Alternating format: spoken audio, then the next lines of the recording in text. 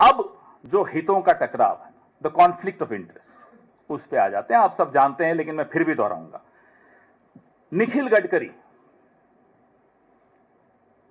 ये सुपुत्र हैं नितिन गडकरी जी के।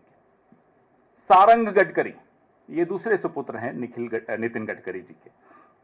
इनकी दो कंपनियां हैं।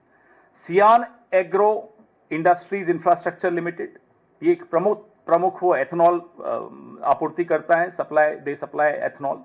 और सारंग गडकरी की है मानस एग्रो इंडस्ट्रीज, ये दोनों ये उसमें डायरेक्टर हैं, ये भी एथेनॉल का ही व्यवसाय करते हैं। इससे ज्यादा मैं क्या बोलूं, आप खुद समझ गए। पिता नीतियां बना रहे हैं, पुत्र पैसा बना रहे हैं उन नीतियों के आधार पर। पुत्र से भी ज्यादा ताऊजी और भतीजे ज्यादा सही है, क्योंकि कई भतीजे हैं जैसा मैंने आपको बताया। तो ये दो भतीजों की कहानी आपके सामने है। जो सियान एग्रो है निखिल गडकरी का, 18 करोड़ था इनका राजस्व रेवेन्यू जून 2024 में।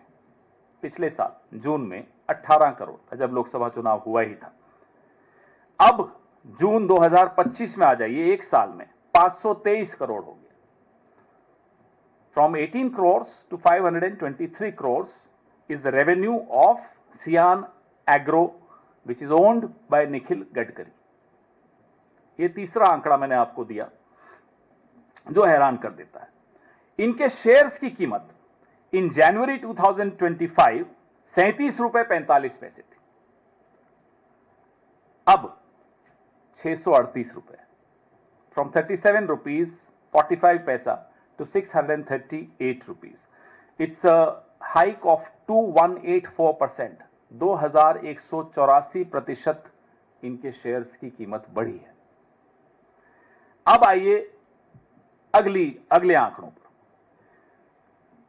पिछले 11 साल के इतिहास में कोई एक स्कीम ऐसी नहीं है जो समय से पहले हासिल कर ली गई हो, पूरी कर ली गई, लेकिन ये एक स्कीम है। आप हंस रहे हैं।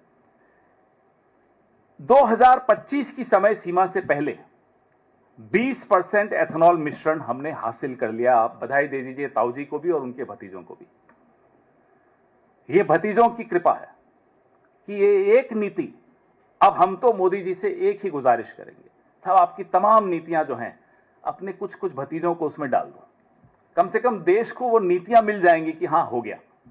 वो अलग बात है कि लाभ नहीं मिलेगा देश को, पेट्रोल आज भी उतने ही रुपए में जाएगा।